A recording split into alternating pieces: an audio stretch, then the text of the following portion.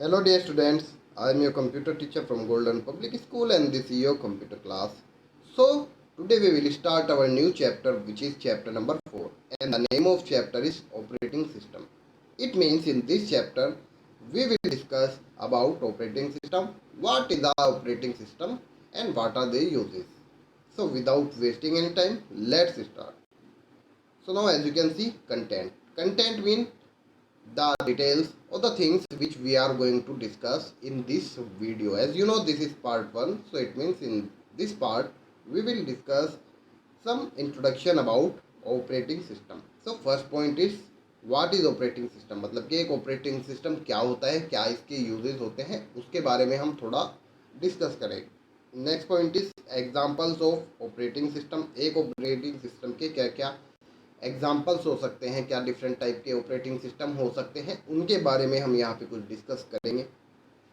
Definitions of operating system, मतलब एक operating system को अगर आपको डिस्क्राइब करना है तो क्या एक सुटेबल डेफिनेशन हो सकती है, किस तरीके से आप एक ऑपरेटिंग सिस्टम को डिस्क्राइब कर सकते हैं, एक सुटेबल डेफिनेशन के बारे में भी यहाँ पे हम डिस्कस करेंगे. And responsibility of operating system, एक रिस्पॉन्सिबिलिटी क्या क्या होती है ऑपरेटिंग सिस्टम की, ऑपरेटिंग सिस्टम की क्या क्या रिस्पॉन्सिबिलिटीज़ होती है, क्या क्या टास्क उसको परफॉर्म करने होते हैं, उसके बारे में भी यहाँ पे डिस्कस करेंगे. So as you can see first point is what is operating system. So this is interface between computer user and computer hardware. It means जो ऑपरेटिंग सिस्टम होता है वो एक इंटरफेस का वर्क करता है एक यूज़र और हार्डवेयर. ना what is the meaning of user. User का मतलब क्या होता है, यूज़र का मतलब ये है अगर आप कोई कंप्यूटर को यूज़ कर रहे हैं तो आप यूज़र हैं. जो भी पर्सन किसी कंप्यूटर को यूज़ कर रहा है या किसी मोबाइल को यूज़ कर रहा है वो यूज़र है. एंड कंप्यूटर हार्डवेयर, सो हम यहाँ कंप्यूटर की बात कर रहे हैं. सो हार्डवेयर का मतलब जो भी पार्ट्स हैं, जैसे कि एक बेसिक सी डेफिनेशन हमें पता है, the parts which we can touch and see are called hardware. जिन पार्ट्स को टच कर सकते हैं, देख सकते हैं या फील कर सकते हैं वो हमारे हार्डवेयर पार्ट्स कहलाते हैं. तो मतलब हार्डवेयर हमारा एक कंप्यूटर जो भी है, कंप्लीट कंप्यूटर एक हार्डवेयर है और यूज़र जो उसको यूज़ करने वाला पर्सन है उसके बीच में एक इंटरफेस क्रिएट कराता है. मतलब कि यूज़र को अगर कोई भी टास्क किसी कंप्यूटर पे परफॉर्म करना है, चाहे आपको कोई एप्लीकेशन टाइप करनी है, कोई गेम खेलना है, म्यूज़िक या वीडियो को प्ले करना है, सो आप कैसे वो काम कर सकते हैं क्योंकि आप एक हार्डवेयर को यूज़ कर रहे हैं. सो आप दोनों के बीच में जो एक इंटरफेस क्रिएट करेगा, जो आप वर्क कंप्यूटर से कराना चाहते हैं, वो ऑपरेटिंग सिस्टम ही वर्क करता है एज अ मीडिएटर और as a interface. Now as you can see in this diagram, so जैसे कि आप देख सकते हैं डिफरेंट पार्ट्स में हमने इसको यहाँ पे डिफ्रेंशिएट किया है. यहाँ पे first user, second application, operating system and then hardware. So यहाँ पे अब नोटिस करने वाली बात ये है, अगर आप बात करें ऑपरेटिंग सिस्टम की, सो ये यहाँ पर हमारा ऑपरेटिंग सिस्टम है. अब आप देख सकते हैं जो हमारा ऑपरेटिंग सिस्टम है और जो यूज़र है इनके बीच में यहाँ पे कुछ एप्लीकेशन वर्क करती है. या अगर हम हार्डवेयर की बात करें, यहाँ पे हार्डवेयर है. सो यूज़र और हार्डवेयर की अगर हम बात करें, सो यूज़र को अगर हार्डवेयर से, जैसे कि अभी मैंने बताया कि एक operating system as a interface work करता है यूज़र और हार्डवेयर के. सो हम इस डायग्राम से ये समझ सकते हैं कि यहाँ पर एक यूज़र है और यहाँ पे हार्डवेयर है. सो जो यूज़र है वो डायरेक्टली हार्डवेयर के कनेक्शन में नहीं है, वो कोई भी काम डायरेक्टली नहीं करा सकता है एक हार्डवेयर से. उसके लिए कुछ मीडिएटर की ज़रूरत होती है, कोई इंटरफेस चाहिए, जैसे कि हमने डिस्कस किया, और वो इंटरफेस है ऑपरेटिंग सिस्टम. लेकिन ऑपरेटिंग सिस्टम के अलावा भी यहाँ पे देखने वाली बात यह है कि यहाँ पे एक और मीडिएटर का वर्क कर रहा है, वो है एप्लीकेशंस.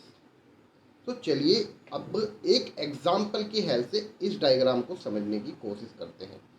अभी जैसे कि अगर आपको कोई प्रिंट निकालना है अपने कंप्यूटर की हेल्प से, सो सबसे पहले आप क्या करेंगे, आप लोग प्रिंट की कमांड देंगे. सो प्रिंट की कमांड देने के लिए ज़रूरी है कि आपने कोई एक एप्लीकेशन ओपन की होगी. यानी कि अगर आपने कोई डॉक्यूमेंट टाइप किया है, सो एमएस वर्ड में या वर्डपैड में डॉक्यूमेंट टाइप किया होगा. या अगर कोई इमेज है तो आपने किसी एक सॉफ्टवेयर में, एप्लीकेशन में उस इमेज को भी ओपन किया होगा. तो मतलब कि आपने कोई भी एक एप्लीकेशन को ओपन किया होगा. तो आप यूज़र है और यूज़र ने किसी एक एप्लीकेशन को वहाँ पे ओपन किया है. फॉर एग्जांपल हम मान लेते हैं एमएस वर्ड को यहाँ पे ओपन किया हुआ है. अब आपने एम एस वर्ड को ओपन किया है और आप वहाँ पे क्या चाहते हैं कि आप जो भी एप्लीकेशन आपने टाइप की है अपने एम एस वर्ड के अंदर, उस एप्लीकेशन का या जो भी डॉक्यूमेंट आपने एम एस वर्ड के अंदर टाइप किया है उसका आपको प्रिंट लेना है। अब यहाँ पे जो एप्लीकेशन वर्ड है उसका मतलब जो हम एप्लीकेशन टाइप करते हैं उससे नहीं है। इस एप्लीकेशन का मतलब है अगर आप एम एस वर्ड यूज़ कर रहे हैं या एम एस पेंट यूज़ कर रहे हैं या आप कोई भी गेम यूज़ कर रहे हैं, वो सब एप्लीकेशंस कहलाती हैं। सो अगर आपने यहाँ पे एम एस वर्ड में कुछ डॉक्यूमेंट टाइप किया है, सो एम एस वर्ड एक एप्लीकेशन है। सो आपको अब एक यहाँ पे एक प्रिंट लेना है। प्रिंट किसकी हेल्प से आप लेंगे? प्रिंट लेते हैं हम एक प्रिंटर की हेल्प से, और प्रिंटर एक हार्डवेयर होता है, हमें पता है। सो अब आपको जो भी डॉक्यूमेंट आपने अपनी एप्लीकेशन की हेल्प से टाइप किया है उसको आपको प्रिंट लेना है। सो आप क्या करेंगे, आप अपनी एप्लीकेशन में जाकर सीधा प्रिंट के लिए कमांड देते हैं। आप प्रिंट वाले ऑप्शन पे क्लिक करेंगे। सो जो आपकी एप्लीकेशन सॉफ्टवेयर होता है वो उस टास्क को ऑपरेटिंग सिस्टम के पास सेंड कर देगा। अब ऑपरेटिंग सिस्टम को ये प्रिंट कैसे करना है, कैसे प्रिंटर से वर्क कराना है, कैसे उस टास्क को परफॉर्म करना है, ये सारा काम ऑपरेटिंग सिस्टम के ऊपर आ जाता है। उसके बाद ऑपरेटिंग सिस्टम हमारे जो हार्डवेयर है उसको कमांड करता है। उसके बाद हार्डवेयर जो है वो रिस्पॉन्ड करता है और आपको जो प्रिंट आपको चाहिए वो प्रिंट मिल जाता है। सो यूज़र एक हार्डवेयर से डायरेक्टली कभी भी कम्युनिकेट नहीं करता है, उसके बीच में एक operating system as a interface work करता है। आई होप इस डायग्राम की हेल्प से आपको ये वाला स्टेटमेंट क्लियर हो गया होगा। हम लोग जब भी कंप्यूटर यूज़ करते हैं तो हम सोचते हैं कि हम डायरेक्टली हार्डवेयर को यूज़ कर रहे हैं, लेकिन ऐसा नहीं है। We are using hardware with the help of some application software and the main operating system. Now, definition of operating system. So as you can see,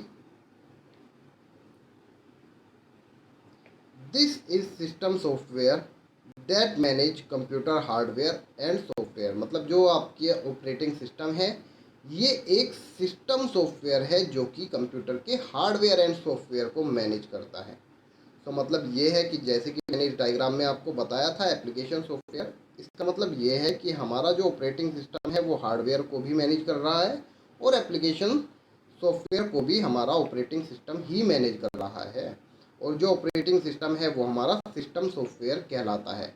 जैसे कि मैंने यहाँ पे बताया, आपका जो भी एम एस वर्ड है या पेंट है या आप कोई भी अदर सॉफ्टवेयर यूज़ कर रहे हैं, चाहे फ़ोटो एडिटिंग सॉफ्टवेयर यूज़ कर रहे हैं, वो सारे एप्लीकेशन सॉफ्टवेयर होते हैं।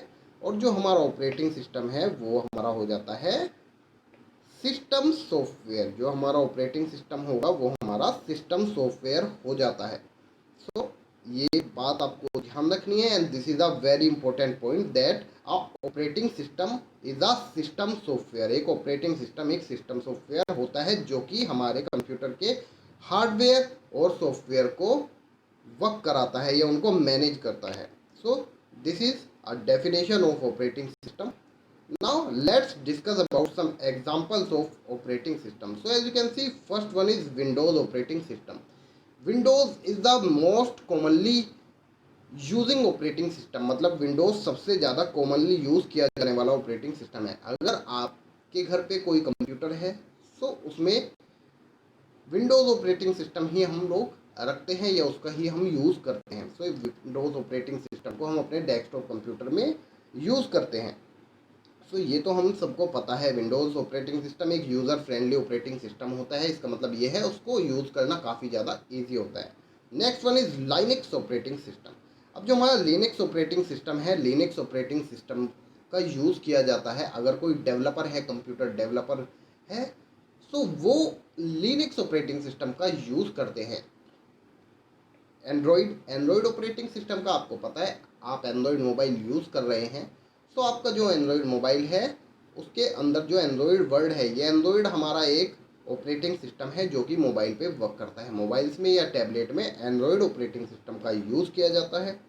Next one is mac operating system. So जो मैक ऑपरेटिंग सिस्टम है वो हमारा एप्पल कंपनी का ऑपरेटिंग सिस्टम है, या हम बोल सकते हैं जो हमारा, अगर हम एप्पल कंपनी का कंप्यूटर को यूज़ करते हैं तो उसमें आपको मैक ऑपरेटिंग सिस्टम देखने के लिए मिलेगा। सिमिलरली ऐसे ही अगर आप एप्पल कंपनी का मोबाइल फ़ोन यूज़ कर रहे हैं जिसको हम आईफोन बोलते हैं, सो उसमें iOS नाम से ऑपरेटिंग सिस्टम वर्क करता है।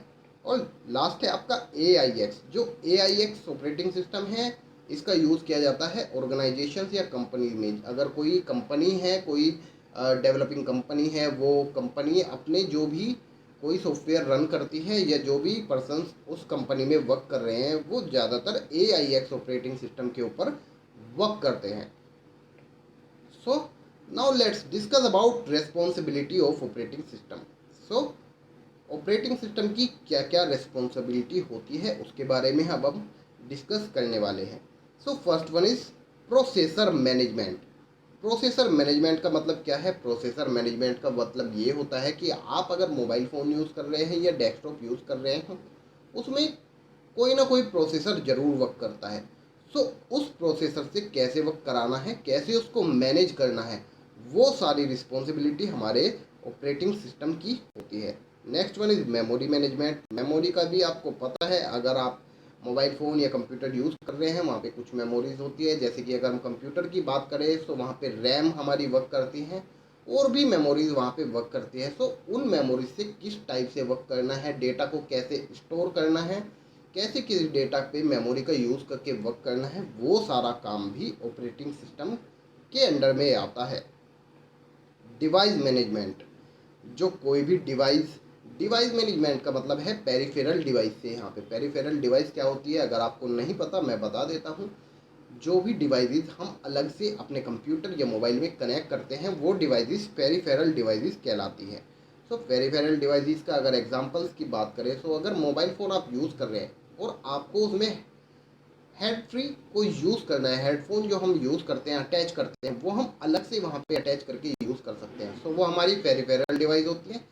या अगर चार्जर की बात करें, charger is also a peripheral device. ऐसे ही कंप्यूटर में, आपका जो कंप्यूटर है वो एक कंप्लीट CPU है, और वहाँ पे आपको उसके अलावा जो भी डिवाइसेस हम कनेक्ट करते हैं, जैसे कि अगर आपको वहाँ पे स्कैनर यूज़ करना है या प्रिंटर यूज़ करना है, या अगर हम कीबोर्ड माउस की भी बात करें, so these are peripheral devices. ये जो डिवाइसेस अलग से कनेक्ट कर सकते हैं और उनको रिमूव भी अपनी नीड के अकॉर्डिंग हम कर सकते हैं, वो सारी पेरिफेरल डिवाइसेस कहलाती है।